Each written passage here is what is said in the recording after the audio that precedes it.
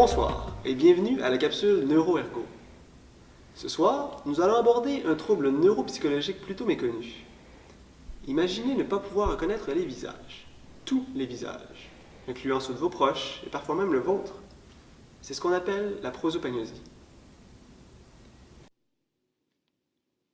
En effet, la prosopagnosie est un trouble neuropsychologique qui affecte spécifiquement la reconnaissance des visages.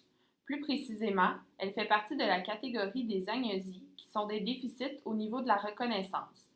Parmi les agnosies, on retrouve des agnosies visuelles qui sont spécifiques à la reconnaissance des stimuli visuels. De façon encore plus spécifique, parmi ces agnosies visuelles, on retrouve la prosopagnosie, qui est un déficit de la reconnaissance des visages. Pour ces individus, aucune image des visages ne s'imprime dans leur tête. On retrouve deux principaux types de prosopagnosie, une développementale et une acquise. La prosopagnosie acquise est un déficit qui survient à la suite d'une lésion cérébrale et qui affectera autant la reconnaissance de visages familiers que la reconnaissance de nouveaux visages.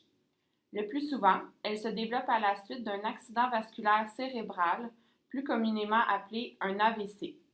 Elle peut aussi se développer à la suite d'un trauma intense à la tête, par exemple une blessure sportive ou un accident de voiture grave.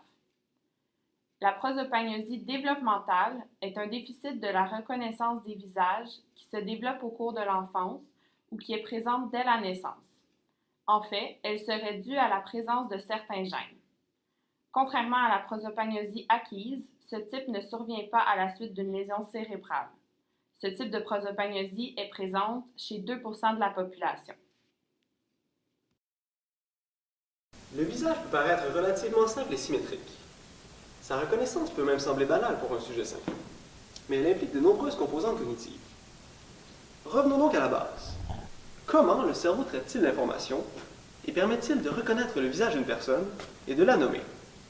Voyons maintenant comment se produit la reconnaissance des visages selon le modèle simplifié de Bruce et Young. Tout d'abord, il y a l'analyse perceptive du visage.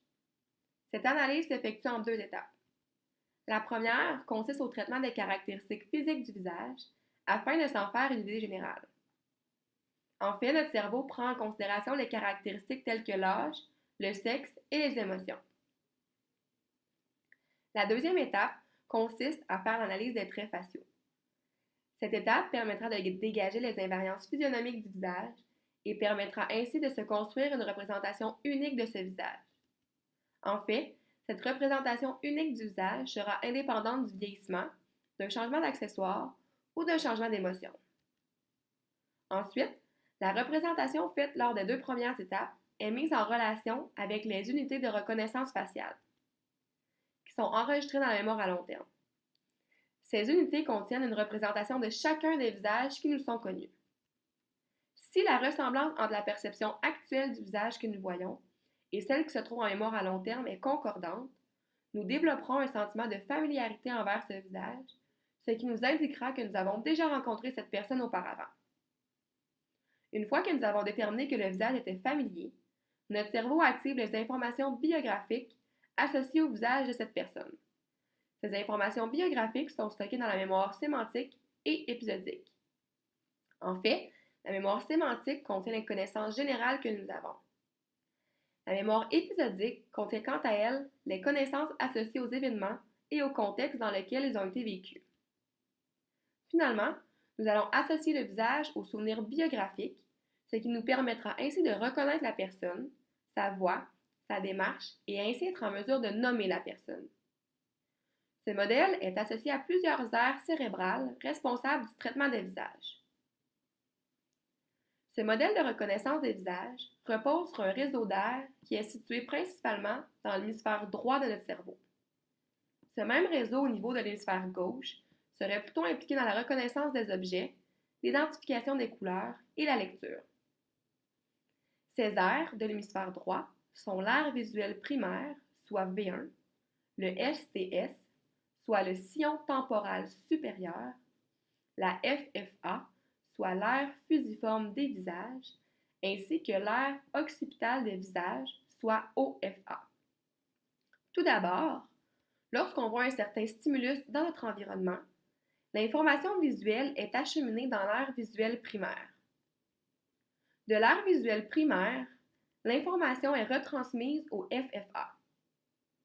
La FFA est impliquée dans l'analyse des aspects invariables du visage. C'est donc dans cette aire que le stimulus visuel est reconnu comme étant un visage. Par la suite, l'interaction entre les aires FFA, OFA et FCS permettra de raffiner la représentation globale effectuée dans FFA et ainsi identifier le visage. Plus spécifiquement, FCS est impliqué dans l'analyse des aspects changeants du visage, comme par exemple la direction du regard et le mouvement de la bouche. Cette aire permet donc de reconnaître le visage malgré ces changements. Alors que pour sa part, l'OFA permet l'analyse des traits de détail, comme les yeux, la bouche et le nez. La région la plus susceptible d'être affectée dans la prosopagnosie serait l'aire fusiforme des visages, soit l'aire FFA.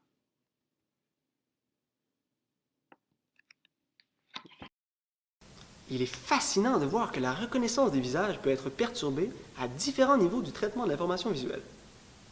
Mais comment cela se traduit-il dans le quotidien d'une personne atteinte de prosopagnosie? Voyons donc les cas de M. P et de Mme PS. Le cas de M. P, un professeur de musique, est particulièrement loufoque. Cet homme voyait des visages aux endroits où il n'y en avait pas. Un jour qu'il cherchait son chapeau, il aurait tenté de lever la tête de sa femme pour la mettre sur sa tête. Il l'avait pris pour son chapeau. Un autre cas intéressant est celui de Mme PS, une enseignante dans une école maternelle qui a été victime d'un accident de la route à l'âge de 42 ans. À la suite de son accident, elle est atteinte de plusieurs déficits dont le prédominant est une prosopagnosie acquise. En fait, Mme PS est en mesure de faire les 2 premières étapes du modèle de reconnaissance des visages. Son atteinte est plutôt au niveau des unités de reconnaissance en mémoire à long terme, ce qui l'empêche d'associer un visage aux informations biographiques de cette personne. Cela l'empêche donc de reconnaître ce visage et de le nommer. Elle a développé un grand nombre de stratégies lui permettant de reconnaître la plupart des gens de son entourage. Elle s'aide de la voix, des habits et de la démarche, en plus de certaines expressions faciales typiques. Par contre, dans certaines situations comme lorsqu'ils sont à la plage ou dans un supermarché, elle ne reconnaît pas son mari ou ses enfants. Comme nous venons de voir, certaines personnes développent des stratégies pour reconnaître les visages. Bien qu'il soit impossible de se remettre complètement de la prosopagnosie, il existe certaines méthodes d'intervention qui permettront d'aider la personne à reconnaître les visages. Voici donc un exemple de méthode d'intervention. La première étape consiste à l'identification du vocabulaire spontané utilisé par le client pour décrire un visage. Par exemple, les yeux peuvent être gros, petits, en amande, bouffis, etc. La deuxième étape consiste à montrer une série de visages. À la troisième étape, le patient identifie les caractéristiques de chacun des visages. Lorsque les caractéristiques sont bien assimilées, le client passe à la quatrième étape. Cette étape consiste à identifier les traits faciaux se rapportant aux gens de son entourage. Finalement, la dernière étape consiste à apprendre par cœur la liste décrivant chacune des personnes de son entourage. Cette étape permet au client d'identifier les gens de son entourage par les caractéristiques de leur visage. C'est ce modèle qui a servi pour aider Mme PS à reconnaître les visages des élèves de sa classe.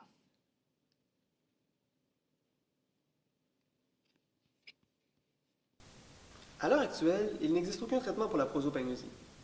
Il est toutefois possible de fournir à la personne atteinte des moyens pour l'aider à atténuer les impacts de ce trouble dans la vie quotidienne. Voilà qui conclut pour cette semaine. Merci d'avoir été des nôtres et je vous dis à la semaine prochaine.